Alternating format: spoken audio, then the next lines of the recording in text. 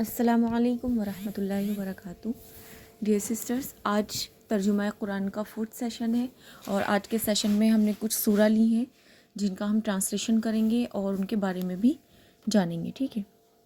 ربی یسر ولا تعسر وتمم بالخیر وبک نستعین یا فتاح، ربی یسر ولا تعسر وتمم بالخیر وبک نستعین یا فتاح، ربی یسر ولا تعسر وتمم بالخیر وبک نستعین یا فتاح۔ تو سب سے پہلے ہم لوگ لیتے ہیں سورہ اخلاص، ٹھیک ہے۔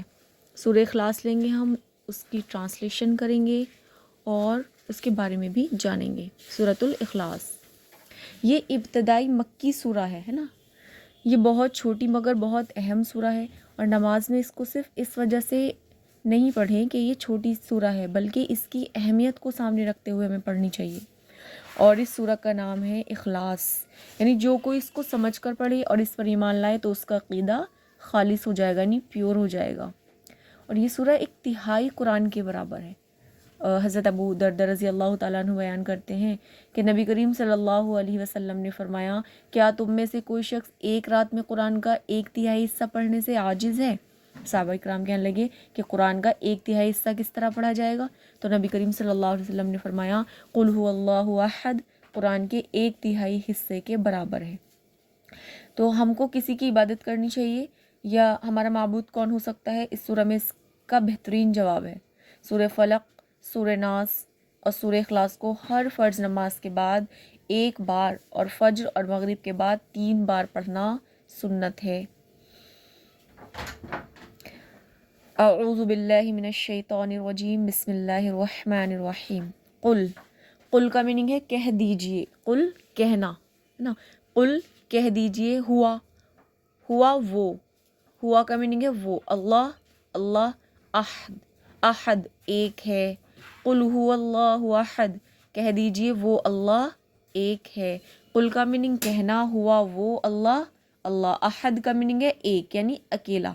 قل هو اللہ احد کہہ دیجئے یعنی وہ اللہ ایک ہے، اللہ اکیلا ہے اور اللہ اکیلا ہے، ٹھیک ہے۔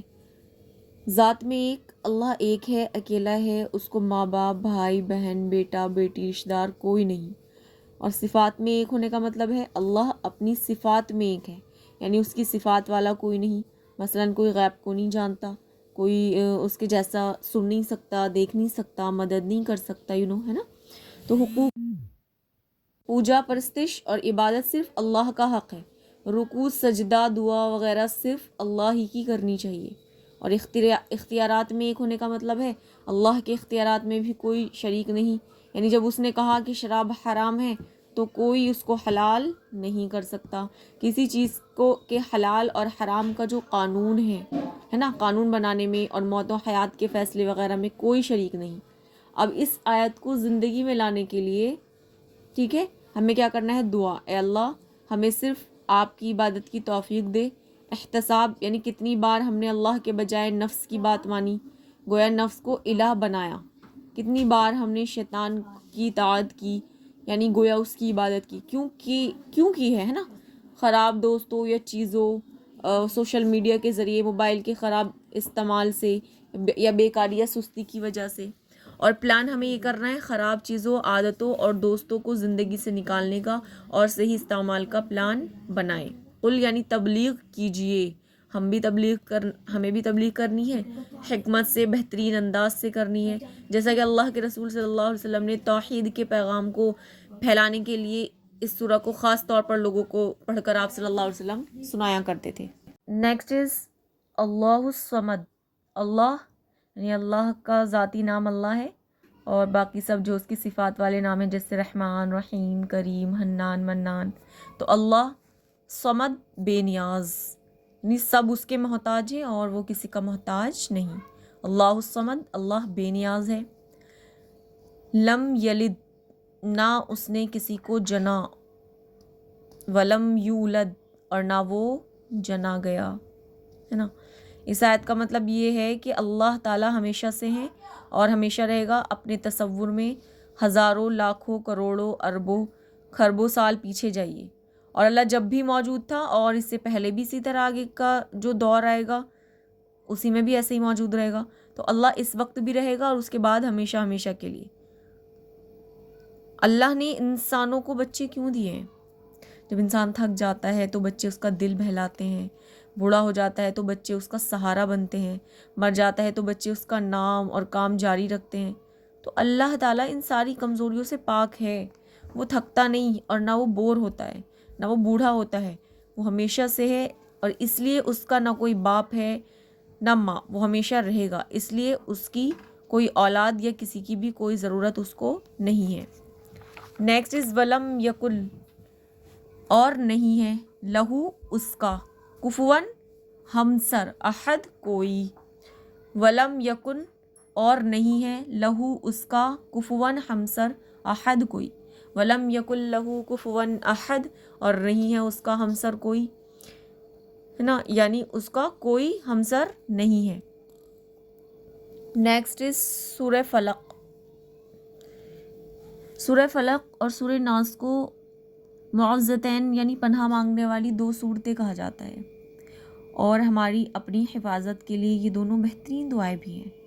ہر نماز کے بعد سورہ اخلاص اور معوذتین کو ایک دفعہ اور فجر اور مغرب کے بعد 3 دفعہ پڑھنا رسول کریم صلی اللہ علیہ وسلم کی سنت ہے۔ حضرت عائشہ رضی اللہ تعالیٰ عنہ سے روایت ہے کہ رسول کریم صلی اللہ علیہ وسلم جب اپنے بستر پر آرام فرما ہوتے تو اپنے ہاتھوں میں پھونکتے اور معاوضات پڑھتے اور ان کو اپنے جسم پر پھیر لیتے۔ ٹھیک ہے، ہر قسم کے شر، حسد اور جادو سے بچنے کے لیے یہ بہترین صورتیں ہیں جو خود اللہ تعالیٰ نے ہم کو سکھائی ہیں، اور ہم میں سے کون ہے جو شرور سے بچنا نہیں چاہتا؟ تو پھر ہم سب ان صورتوں کو پڑھنے کا، سمجھ کر پڑھنے کا اہتمام کرنا چاہیے، اور کیا ہے، اس سے ہماری حفاظت ہوتی ہے اور سنت پر عمل کرنے کا بھی ثواب ملے گا انشاءاللہ تعالی۔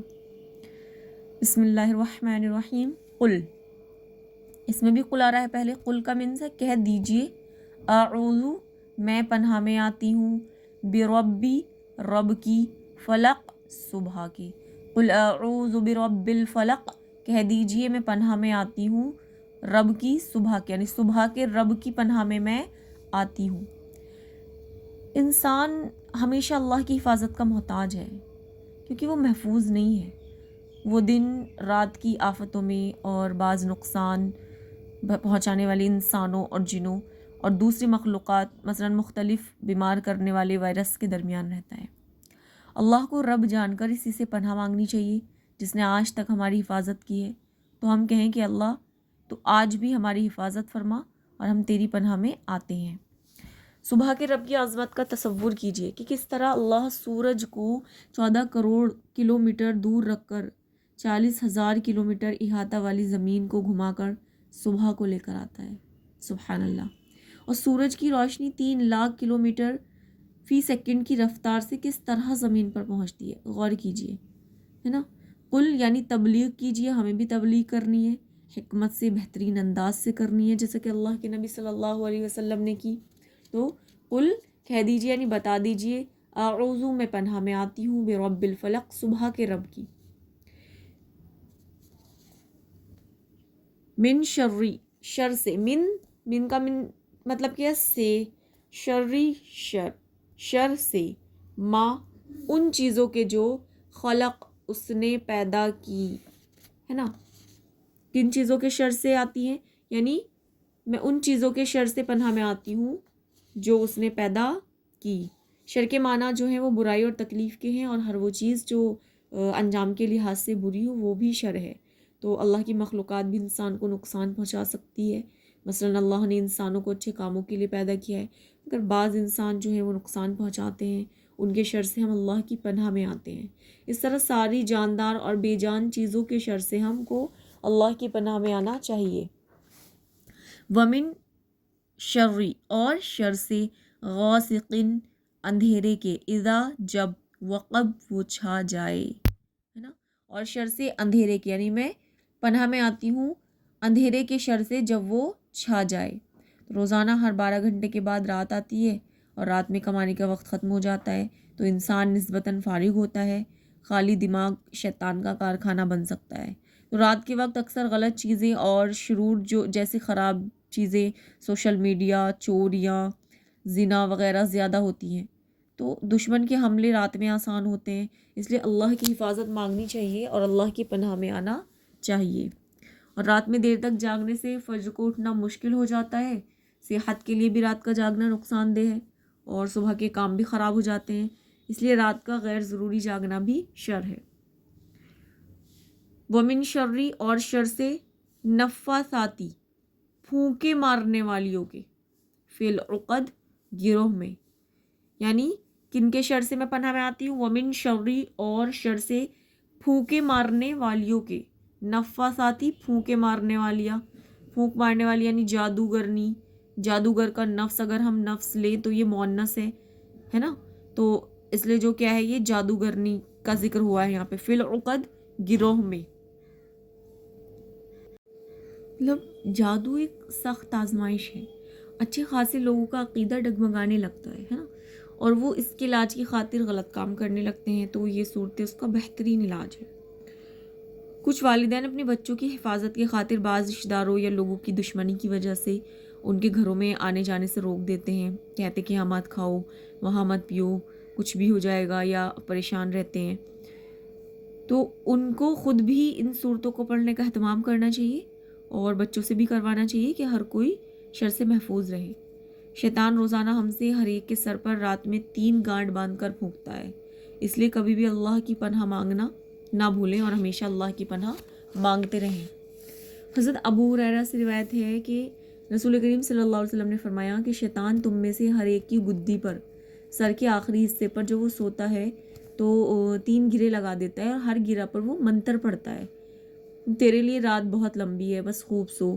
اگر وہ بیدار ہو کر اللہ کا ذکر کرتا ہے تو ایک گرہ کھل جاتی ہے، پھر اگر وہ وضو بھی کر لے تو ایک اور گرہ کھل جاتی ہے، اور پھر اگر اس نے نماز بھی پڑھ لی تو تمام گرہ کھل جاتی ہیں۔ اور وہ صبح اس حال میں کرتا ہے کہ وہ حشاش بشاش اور بڑا پاکیزہ نفس ہوتا ہے، ورنہ اس کی صبح سے حال میں ہوتی ہے، اس کی صبح جو ہے وہ اس حال میں ہوتی ہے کہ وہ خبیث النفس اور سست ہوتا ہے نا، باڈی کے اندر ایک سستی ہوتی ہے، ایک تھکان ہوتی ہے۔ نیکسٹ، ومن شرری اور شر سے حاسدن حسد کرنے والے کے، اذا حسد جب وہ حسد کرے، اور میں پناہ میں آتی ہوں حسد کرنے والے کے شر سے جب وہ حسد کرے۔ حسد، کوئی شخص یہ چاہے کہ جو نعمت گھر، گاڑی، فون، کپڑے، شوہر، بیوی دوسرے کو ملی ہے وہ اس سے چھن جائے اور مجھے مل جائے یا کم از کم اس سے چھن جائے، تو یہ اس کو کہتے ہیں حسد۔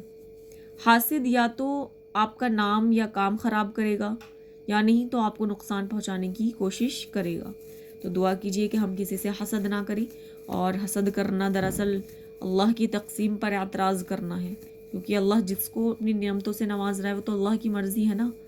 اعوذ باللہ پڑھے اور دعا کیجئے کہ اللہ دوسروں کو اور آپ کو بھی دے، ایسی دعا کرنے سے آپ کو بھی ملے گا۔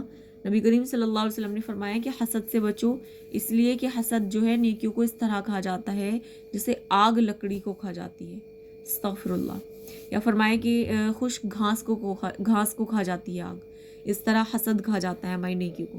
تو ہم کیوں دوسرے لوگوں سے حسد کر کے اپنی نیکیاں ختم کریں؟